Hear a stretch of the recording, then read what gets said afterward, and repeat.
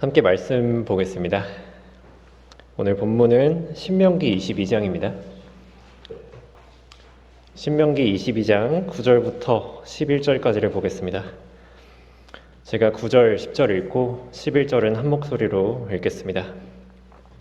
너는 내 포도원에 여러 가지 씨앗을 함께 뿌리지 말지니 내가 뿌린 내 씨앗의 열매와 내 포도원의 열매가 더럽혀지지 않게 하려는 것이니라. 너는 수소와 나귀를 함께하여 밭을 갈지 말지니라. 너는 양털과 배실로 함께 짠 것 같이 여러 가지로 섞어 짠 옷을 입지 말지니라. 아멘. 오늘 말씀의 제목은 혼합 절대 금지, 혼합 절대 금지라는 제목으로 말씀 전하겠습니다. 현재 이 세상은 혼합하는 것이 유행입니다. 한국 음식을 서양식으로 풀어낸 퓨전 음식이 유행하고요. 자동차도 엔진과 모터를 결합한 하이브리드 차량이 인기가 있습니다. 그리고 가수들은 콜라보 무대를 하죠. 이런 혼합을 통해 장점은 극대화하고 단점은 가리는 이 시너지 효과를 내는 것입니다. 이처럼 이 세상은 퓨전, 하이브리드, 콜라보, 시너지 같은 어려운 용어를 쓰면서 혼합하고 또 사람들은 그런 혼합을 좋아합니다. 이제 이 세상의 풍조는 하나님을 섬긴다고 하는 교회 안까지 스며들었습니다. 화합이라는 이름으로 동성애를 수용하고 에큐메니칼이라는 이름으로 다른 교리를 가진 교단과 통합합니다. 심지어는 종교 통합이라는 이름으로 불교와 카톨릭, 이슬람까지 전부 다 통합을 하죠. 자신들만의 바벨탑을 짓고 있는 것입니다. 창세기 11장 4절에서는 또 그들이 말하기를 가서 우리를 위하여 성읍과 탑을 세우되 탑 꼭대기가 하늘에 닿도록 하여 우리의 이름을 내자. 그리하여 우리가 온 지면에 멀리 흩어지지 않게 하자 하더라. 이 바벨탑 사건은 4,000년 전 이야기지만 인간의 본성을 너무나 잘 드러냅니다. 인간은 연합을 좋아하고 연대하고 자꾸 무언가를 섞으려고 하죠. 그리고 우리는 이 바벨탑 사건의 결말도 알고 있습니다. 창세기 11장 9절에서 주께서는 거기서부터 그들을 온 지면에 멀리 흩으셨더라.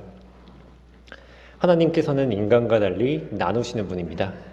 하나님께서는 창조의 시작부터 나누시는 분이셨는데요. 빛을 어둠에서 나누시고 창공으로 물들을 나누시고 이스라엘 민족을 이방 민족들로부터 나누시는 분이십니다. 이런 하나님의 나누시는 성품이 가장 잘 드러나는 구절은 아마 오늘의 본문일 것입니다. 신명기 22장 9절 오늘 본문 보면요.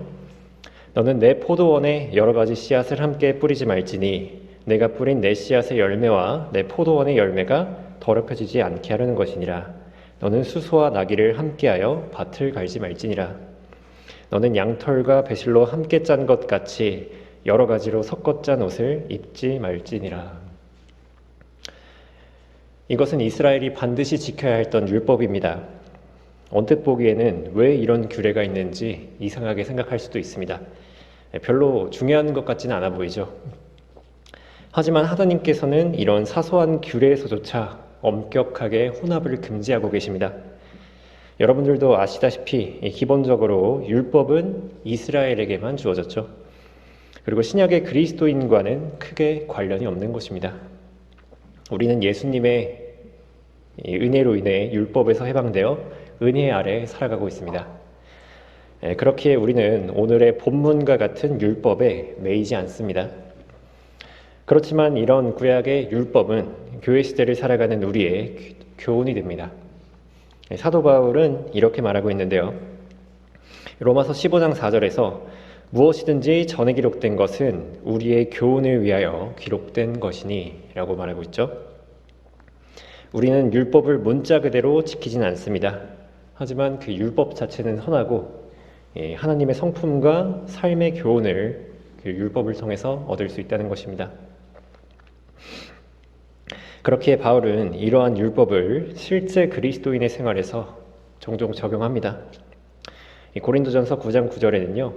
모세의 율법에 기록되기를 곡식을 밟아 떠는 소의 입에 망을 씌우지 말지니라고 하였으니 하나님께서 소들에게 관심을 두신 것이냐? 아니면 오직 우리를 위하여 말씀하신 것이냐? 실로 우리를 위하여 기록된 것이니라. 밭 가는 사람은 소망을 가지고 갈아야 하며 소망을 가지고 곡식 떠는 사람도 자기 소망의 참여자가 되어야 하리라. 바울은 일하는 소의 입에 망을 씌우지 말아야 한다는 율법을 그리스도인의 사역자에게 이제 지침으로 삼고 있는 거죠. 이는 구약의 율법을 신약의 그리스도인에게 영적으로 적용하는 아주 좋은 사례입니다. 그렇기 때문에 이런 율법은 단지 이스라엘의 글이었을 뿐만 아니라 우리 신약의 그리스도인들에게 교훈적으로 얼마든지 적용할 수 있습니다. 그렇다면 모세가 혼합을 금지하는 오늘의 본문을 기록할 때 정말 하나님께서는 포도원에 관심을 두신 것입니까? 아니면 수수와 나귀에 관심을 두신 것입니까? 정말 양털과 배실에 관심을 가지신 것입니까? 그렇지 않죠? 이 본문은 단지 이스라엘의 규례를 넘어 그리스도인의 성별과 분리에 대해 아주 중요한 교훈을 담고 있습니다. 오늘 우리는 이 본문을 살펴보며 그리스도인의 성별에 대한 원칙을 알아보겠습니다. 절대 혼합 금지 첫 번째로 씨를 섞어 뿌리지 말아야 합니다. 신명기 22장 9절을 보시면요.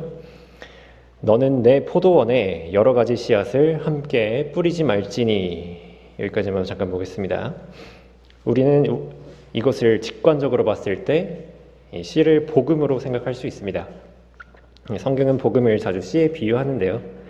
그렇다면 우리는 하나님의 올바른 복음에 다른 복음을 섞지 말아야 한다는 그런 교훈을 얻을 수 있습니다.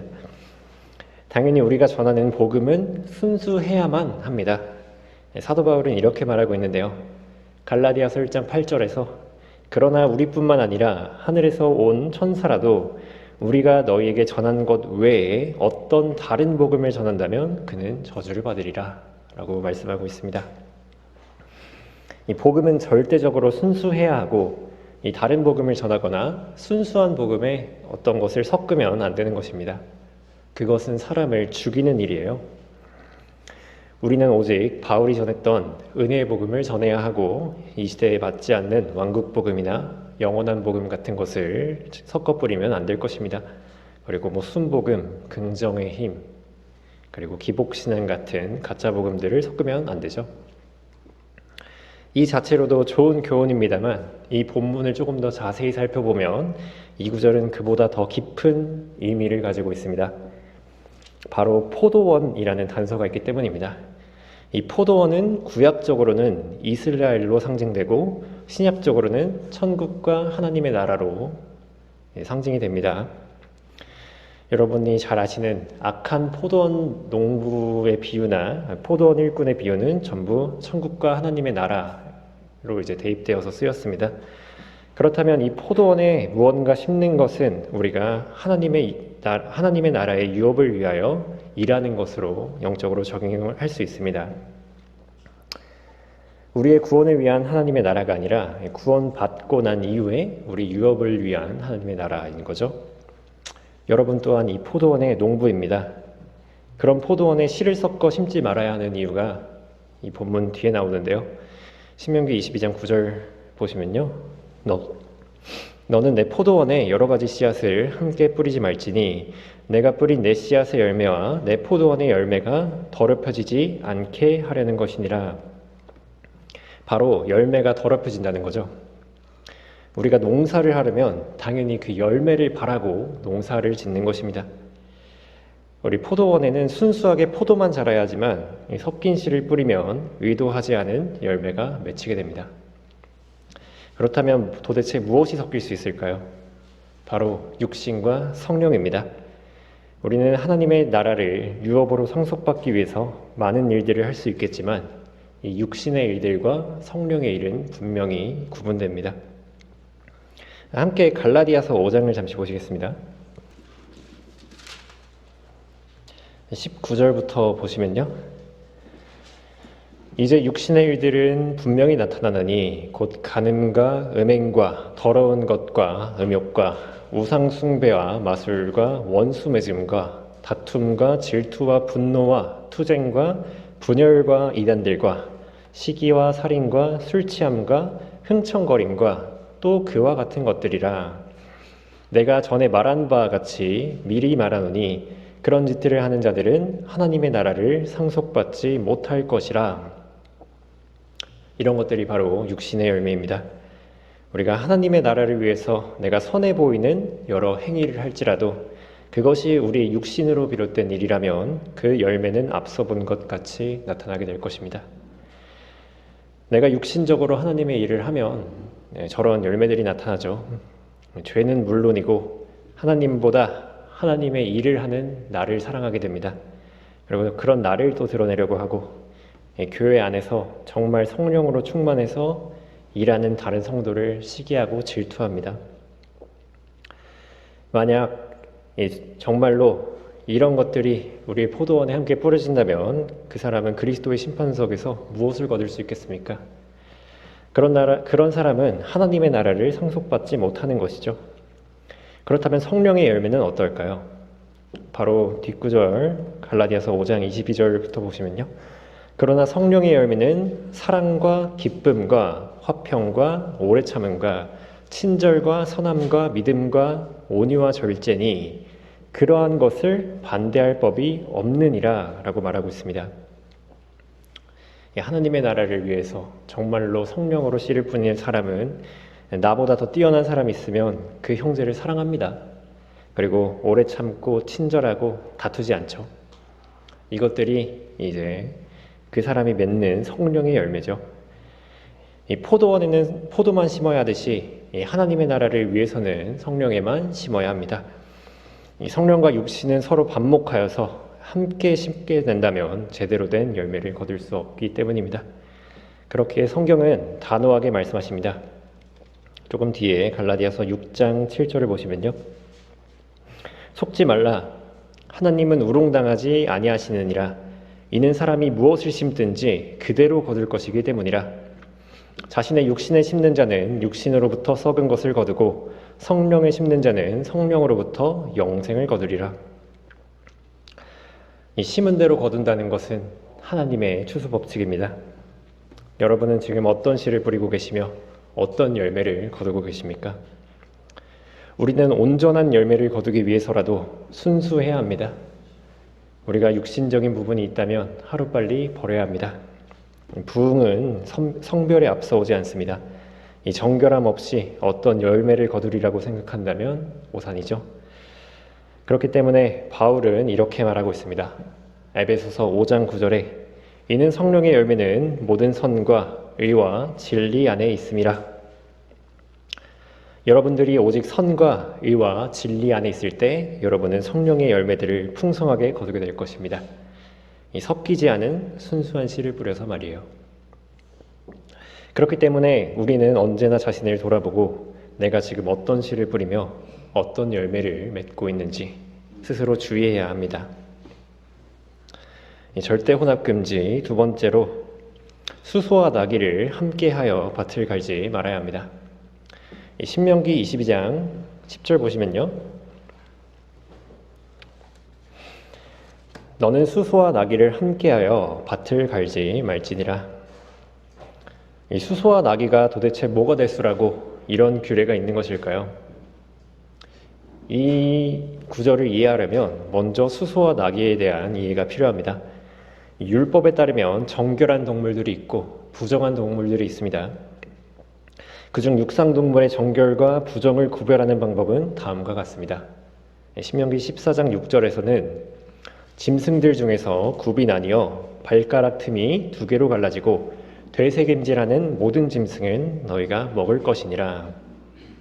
이에 따라 수소는 굽이 나뉘었고 되새김질을 하는 정결한 동물입니다. 이 수소는 이스라엘이 먹을 수 있었고 제물로도 바쳐지는 동물이었습니다.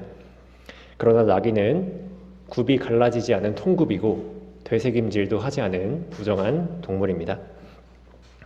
그렇게 이 구절은 정결한 동물과 부정한 동물로 함께 밭을 갈지 말라는 교훈을 줍니다. 또한 정결한 동물인 수소는 사역자를 의미합니다. 앞서 바울이 사역자를 소에 빗대어서 이야기를 하죠. 망을 입에 씌우지 말라고 아까 얘기를 했습니다. 그리고 나귀는 구원받지 못한 죄인을 의미합니다. 이 두 가지의 예표를 봤을 때 이 구절은 우리가 밭을 가는 하나님의 사역을 할 때 정결하지 못한 것이나 구원받지 못한 죄인과 함께 하지 말라는 영적인 적용을 할 수 있는 것입니다. 우리가 사역을 함에 있어서 부정한 방법들이 필요하겠습니까? 구원받지 못한 죄인이 필요하겠습니까? 그렇지 않죠? 우리는 오직 하나님께서 정하시고 승인하신 방법대로 해야 합니다. 만일 정결한 수소와 부정한 나귀로 함께 밭을 갈게 하려면 이 멍에라는 도구가 필요하죠. 소와 나귀를 연결해서 함께 쟁기질을 할 수 있게 만들어주는 도구입니다. 그리고 우리는 결코 믿지 않는 자들과 멍에를 같이 맬 수 없습니다. 고린도서 6장 14절에서는 믿지 않는 자들과 멍에를 같이 매지 말라. 일과 불의와 어찌 관계를 맺으며 빛이 어두움과 어찌 사귀겠느냐. 어쩌면 믿지 않은 사람들이 그리스도인들보다 더 뛰어난 능력을 가진 것처럼 보일 수 있습니다. 더 대단하고 더 많은 것들을 제공할 수 있는 것처럼 보일 수 있습니다. 하지만 그것은 아무런 소용이 없는데요. 그들에게는 하나님이 없고 우리에게는 하나님이 있어서 그렇죠. 아무리 많은 것을 가졌더라도 그 사람이 하나님을 가지지 못했다면 그 사람은 아무것도 가진 것이 없는 겁니다. 그런 사람에게서 어떤 유익을 취한다는 것은 어리석은 생각입니다. 성경에도 이와 같이 행했던 한 왕이 있었습니다. 함께 역대기야 25장을 좀 보겠습니다. 역대기야 25장 5절부터 보시겠습니다. 또 아마샤가 유다를 함께 모으고 온 유다와 베냐민의 그들 조상의 집들을 따라 천부장들과 백부장들을 세웠으며 20세 이상을 계수하여 그 중에서 전쟁에 나가 창과 방패를 다룰 수 있는 선별된 사람 30만 명을 얻고 또 이스라엘에서 은 100달란트에 10만 명의 힘센 용사를 고용하니라. 아마샤 왕은 유다의 왕이었는데요. 이 전쟁에서 이기기 위해 이스라엘 사람들을 고용한 것입니다. 우리도 수소가 2마리까지는 없는 상황에서 어떻게 당장 밭을 갈기 위해서 나귀라도 쓰고 싶을 때가 있을 것입니다. 어쩌면 수소와 나귀를 같이 해서 갈아도 별로 수소로만 밭을 간 것과 또 결과는 똑같을 수 있습니다. 하지만 결과만 선하면 되는 것인가요? 아니, 세상의 방법을 통해 모양만 내면 되는 것인가요? 만약 그렇게 생각하신다면 여러분은 형식주의적 종교 생활을 하고 계실 가능성이 높습니다. 사람들을 모으기 위해서 이 세상의 방법을 취하는 현대교회들이 얼마나 많은지 한번 생각해 보시기 바랍니다. 구원받지 못한 학자와 연예인을 초대해가지고 행사를 하죠. 일단 사람을 모아보는 겁니다. 여기서 아마샤 왕도 목적을 위해서, 그 전쟁에서 이기는 목적을 위해서 이스라엘 사람을 고용한 거죠. 하지만 전쟁은 주의 일인데 여기에 악인들이 함께하면 어떤 유익이 있겠습니까? 그러자 어떤 하나님의 사람은 아마샤 왕에게 이렇게 말합니다. 역대기야 25장 7절 보시면요. 그러나 어떤 하나님의 사람이 그에게 가서 말하기를 오 왕이여 이스라엘의 군대와 함께 가지 마소서. 이는 주께서 이스라엘 즉 에프라임의 모든 자손과 함께하지 아니하심이니이다. 네, 하나님께서는 악인들과 함께하지 않으시는데 전쟁에서 이기기 위해서 악인들과 함께하여 하나님을 버리는 것은 말도 안 되는 짓입니다. 우리 또한 하나님과 상관없는 사람과 함께하고 하나님께서 인정하지 않으시는 방법을 사용하면서 하나님의 도우심을 바랄 수는 없는 법입니다. 이 하나님의 사람의 말을 들은 아마샤 왕은 아주 현실적인 질문을 합니다. 역대기야 25장 9절에 아마샤가 그 하나님의 사람에게 말하기를 그러면 내가 이스라엘 군대에게 준 100달란트를 어찌하랴. 이것이 온전한 성별을 막는 아주 현실적인 문제입니다. 이미 내가 투자한 게 있다는 거죠. 우리도 하나님과의 관계를 가로막는 어떤 일에 앞서서 겪는 마음의 갈등이 있을 것입니다. 내가 이 일을 위해 노력한 게 얼만데 한 번만 눈 감으면 다 되는 일인데 내가 예전 교회에 헌금한 게 얼만데 이러면서 이제 섣불리 잘못된 길을 그만두기란 어렵습니다. 하지만 성경은 너무나 명확하게 말씀하십니다. 역대기하 25장 9절 후반부를 보시면요. 하나님의 사람이 대답하기를 주께서는 이보다 훨씬 많이 왕께 주실 수 있나이다 하더라. 이 말씀을 언제나 기억하시기 바랍니다. 하나님께서는 우리가 이미 지불한 것보다 더 많이 주실 수 있는 분이십니다. 내가 설령 직장을 잃어도, 돈을 잃어도, 사람을 잃어도 내가 하나님을 잃을 수는 없지 않습니까? 이 바울은 모든 것을 잃어버리면서까지 얻고자 했던 게 예수 그리스도입니다. 내가 모든 것을 내어서라도 얻어야 하는 것이 하나님이에요. 그런 바울은 성도들에게 이렇게 말하고 있습니다. 디모데후서 2장 5절에서 또 이기려고 애쓰는 사람이 규칙대로 하지 아니하면 면류관을 얻지 못하리라. 하나님께서는 결과에만 집중하지 않으십니다. 하나님께서는 아무리 선한 목적을 위할지라도 그 수단을 정당화할 수 있다고 말씀하지 않으십니다. 그렇기 때문에 결코 수소와 나귀를 함께하여 밭을 갈지 마십시오. 믿지 않는 자와 멍에를 함께하지 마십시오. 하나님의 사역에 이 세상의 방법을 섞지 마십시오. 우리는 하나님의 규칙대로 승리하여야만 합니다. 절대 혼합 금지. 세 번째로 양털과 배실로 함께 짠 옷을 입지 말아야 합니다. 신명기 22장 11절을 보시면요. 너는 양털과 배실로 함께 짠 것 같이 여러 가지로 섞어 짠 옷을 입지 말지니라. 여러분께서는 아마도 지금 여러 가지 직물로 섞어 짠 혼방 옷을 입고 계실 가능성이 높습니다. 여러 가지로 적절히 배합하면 신축성과 보온성 같은 게 뛰어난 아주 좋은 옷이 나오죠.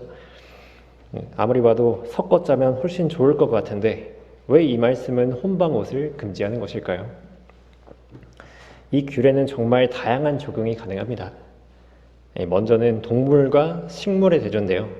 그 전에 우리가 알아야 할 것은 옷이라는 것은 성경에서 주로 의를 상징합니다. 양털은 동물성이고요. 배실은 식물성입니다. 이 대조는 최초의 옷에서 우리가 확인할 수 있는데요. 아담과 이브는 하나님께서 금지하신 선악과를 먹는 범죄를 저질렀습니다. 그리고서 자신들이 벗었음을 알고 어떻게 했던가요? 바로 창세기 3장 7절에 그러자 그들의 눈이 둘 다 열려 그들은 자기들이 벌거벗은 줄 알고 무화과 나무 잎을 엮어 자기들의 치마를 만들더라. 이 무화과 나무 잎은 범죄한 인간이 자신의 부끄러움을 가리기 위한 인간의 의를 상징합니다. 이런 식물성 직물은 아담과 이브의 수치를 잠시 가릴 수는 있어도 그것으로 인해 의롭게 되지 못했습니다. 인간의 의는 더러운 걸레 같아서 아무리 그걸로 닦아봤자 인간을 깨끗하게 만들 수가 없는 거죠. 그래서 하나님께서는 그 무화과 나무 잎 대신에 다른 옷을 주십니다. 창세기 3장 21절에서는 또 주 하나님께서는 아담과 그 아내에게 가죽으로 옷들을 만들어 그들에게 입히시니라 라고 말하고 있습니다. 이 가죽 옷은 식물의 옷과는 다릅니다. 식물에는 피가 없었지만 이 가죽 옷을 만들기 위해서는 어떤 동물이 죽어야만 했습니다. 이 가죽 옷이 어떤 동물인지는 정확히 나와 있지 않지만 이 성경의 전체 맥락을 봤을 때 이 양 말고는 다른 동물을 상상하기는 어렵습니다. 여기서 우리는 식물성 직물인 인간의 의와 동물성 직물인 하나님의 의의 차이를 발견할 수 있는 것입니다. 우리가 아직 죄인이었을 때 우리가 행한 어떤 선한 행위로 이롭게 되었나요? 그렇지 않죠? 디도서 3장 5절에서는 우리가 행한 이로운 행위에 의하지 않고 그의 자비하심에 따라 중생의 시즌과 성령의 새롭게 하심으로 우리를 구원하셨으니 이렇게 말하고 있습니다. 만일 우리의 구원이 오직 하나님께로 말미암지 않았다면 우리의 구원은 어떻게 되겠습니까? 정말 한 가닥에 내 의가 섞인 그런 옷으로 구원받을 수 있겠습니까? 만일 그렇게 생각하고 있다면 그 사람은 구원을 못 받은 겁니다. 이 구원에 있어서는 섞어 짠 옷은 결코 용납되지 않습니다. 그리고 이런 식물과 동물의 대조는 성경 전반적으로 계속 나오는데요. 바로 카인과 아벨의 제사입니다. 창세기 4장 3절부터 읽어보면 시간이 흐른 후에 카인은 땅에서 나는 열매를 가져와서 주께 제물로 드렸고 아벨도 자기 양떼 가운데서 첩배 새끼들과 그 살찐 것을 가져왔더니 주께서 아벨과 그의 제물은 받으셨으나 카인과 그의 제물은 받지 아니하셨더라. 카인은 식물로 제사를 드렸고 아벨은 동물로 제사를 드렸습니다. 우리는 그 결과도 알죠. 내가 하나님께 드리는 것은 오직 하나님께 받아들여져야만 하는 것입니다. 내가 내 마음으로, 내 열성으로 하나님과 관련 없는 것들을 드린다면 하나님께서는 그런 경배를 받지 않으십니다. 우리가 이 세상의 여러 교회 절기들을 비판하면 유튜브에 달리는 댓글 중에 하나님을 위한 마음으로 하는 것인데 뭐가 문제냐 하는 댓글이 많이 달리죠. 그것이 바로 카인의 제사예요. 그것이 바로 사울의 번제입니다. 자기 만족적인 행위로 드리는 것은 하나님께 받아들여지지 않습니다. 우리는 구원받을 때나 경배를 드릴 때 이 두 가지를 결코 섞어서는 안 됩니다. 이렇게 보면은 지금까지는 동물성 옷이 좋은 것이고 식물성 옷이 나쁜 것처럼만 보입니다. 하지만 시간이 지나면서 이 동물의 옷과 식물의 옷은 뜻이 바뀌게 되는데요. 이 동물의 옷은 굵은 배로서 회개할 때 입는 옷이 됩니다. 그리고 이 식물성 옷인 배옷은 제사장의 의복이 됩니다. 그리고 이 요한계시록에서 세마포 옷을 성도의 의라고도 말을 하고 있는데요. 이 성도가 입어야 하는 옷이 되는 거죠. 우리에게 영적으로 적용했을 때 하나님의 의로 구원받은 성도는 이제는 정결한 세마포를 준비해야 합니다. 자신의 행위로 준비를 하는 거죠. 그리고 오늘의 본문 신명기 22장 11절에서는 섞지 말아야 할 직물의 예시로 정확히 양털과 배실이 나와 있습니다. 이것은 그 레위기 19장 19절에서도 동일하게 나오는데요. 그런데 이제 레위기 19장 19절에 개역 한글을 보면요. 거기서는 어떤 것으로 섞지 말아야 하는지가 나오지 않습니다. 그저 그 두 재료로 직조한 옷을 입지 말라고만 적혀 있어요. 하지만 킹제임스 성경의 경우 이 구절과 레위기 19장 19절은 일치합니다. 이것만 봐도 이 구절은 사탄이 감추고자 하는 어떤 영적인 것들이 더 깊이 있음을 우리가 짐작할 수 있어야 합니다. 그리고 이 구절에서 양털과 배실이어야만 하는 이유가 있습니다. 바로 이 교훈 때문인데요. 함께 에스겔 44장을 보시겠습니다. 함께 에스겔 44장 17절을 보시겠습니다.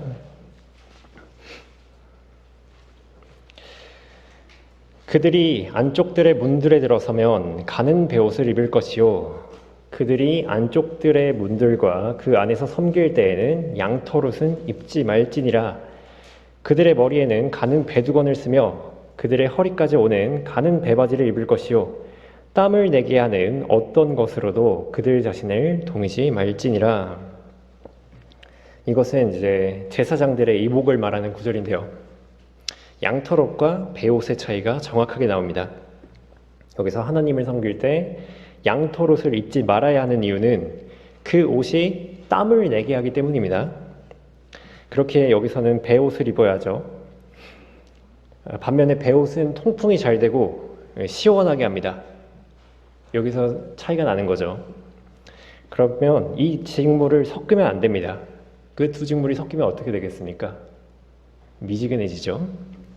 예수님께서는 라오디케아 교회에게 이렇게 말씀하십니다. 요한계시록 3장 15절에 내가 내 행위를 아노니 내가 차지도 아니하고 덥지도 아니하도다. 나는 내가 차든지 덥든지 하기를 원하노라. 내가 그처럼 미지근하여 차지도 아니하고 덥지도 아니하기 때문에 내가 너를 내 입에서 토해내겠노라. 이 말씀이 오늘날 이 시대를 살아가는 우리에게 권면으로 기록된 것이 아니겠습니까? 우리는 더운 것과 차가운 것을 섞으면 안 되죠. 그렇게 미지근해진다면 우리는 하나님께 받아들여지지 않습니다. 앞서 본 것처럼 구원이든 경배든 우리의 생활이든 우리는 우리의 순수함을 지켜 오직 하나님께 받아들여지기 합당한 상태를 유지해야만 합니다. 이 섞인 옷을 입으면 하나님께서 받아들이지 않으십니다. 그렇기 때문에 우리는 섞지 않은 순수한 옷을 입고 하나님께 나가야 할 것입니다. 결론입니다. 사람들은 쥐를 잡기 위해서 종종 쥐약을 쓰는데요. 그런데 사실 이 쥐약의 성분은 절대 다수가 좋은 성분입니다. 쥐가 좋아하는 곡물 먹이와 달콤한 시럽이 주를 차지하고요. 실제 독약은 쥐약 전체의 0.005%밖에 되지 않습니다. 아주 극소량인 거죠. 그리고 쥐는 이 극소량의 독에 죽고 마는 거예요. 이것은 마치 뱀이 이브에게 순수한 하나님의 말씀을 아주 조금 변개하여 죽음을 가져온 것과 같습니다. 세상은 그때와 같이 우리에게 세상과의 혼합을 요구할 것입니다. 불의와의 타협을 요구할 것입니다. 하지만 오늘 우리가 본 것 같이 하나님께서는 단호하게 경고하십니다. 씨를 섞어 뿌리지 말고 소와 나귀를 함께하여 밭을 갈지 말며 양털과 배실을 함께 짠 옷을 입지 말라고 말입니다. 그리고 이것은 그냥 적힌 것이 아니라 우리의 교훈을 위한 것임을 우리가 다 보았습니다. 이 말씀들에 따라 우리는 육신과 성령을 섞지 말아야 합니다. 정결한 것과 부정한 것을 섞지 말아야 합니다. 하나님께 받아들여지는 것과 그렇지 않은 것을 섞지 말아야 합니다. 만일 내 삶에 그러한 혼합이 있다면 우리는 하나님과의 관계를 돌아봐야 합니다. 우리 하나님은 어떤 분이신가요? 히브리서 7장 26절에는 그러한 대제사장은 우리에게 적합하니 거룩하고 악이 없으며 더러움이 없고 죄인들에게서 성별되시며 하늘들보다 더 높이 되심이라. 우리는 이것으로 하나님의 속성을 알 수 있는 거죠. 우리가 섬기는 주님께서는 완전하시고 순수하시고 악과 함께하지 않으시는 분입니다. 우리가 그런 분께 나아가려면 우리는 어떠해야겠습니까? 이런 하나님께서는 우리에게 이렇게 말씀하고 계십니다. 베드로전서 1장 16절에 이는 기록되기를 내가 거룩하니 너희도 거룩하라. 그렇기에 저는 여러분들이 이 말씀에 따라 거룩하고 정결하시길 바랍니다. 극도로 순수한 양심을 지니시길 바랍니다. 다니엘처럼 너무나 신실하여 흠잡을 것이 없으시길 바랍니다. 여러분들이 오직 한 분 하나님께만 여러분의 인생을 올인하시기 바랍니다. 하나님께서 그런 사람을 얼마나 크게 사용하시겠습니까? 이 큰 집에는 금그릇과 은그릇 같이 비싼 그릇도 있고 큰 그릇과 작은 그릇도 있을 것입니다. 그러나 결국 사용되는 그릇은 깨끗한 그릇이라는 것을 잊지 마시기 바랍니다. 디모데후서 2장 21절에서는 그러므로 이런 것들에서 자기를 깨끗하게 하는 사람은 귀한 그릇이 되어 거룩하여지고 주인이 쓰기에 합당하며 모든 선한 일을 위하여 예비되느니라 라고 말하고 있습니다. 이 말씀에 따라 자신을 깨끗하게 하여 정말 귀한 그릇으로 이 주님의 선한 일들에 크게 쓰임 받으시는 성도 여러분이 되시기 바랍니다.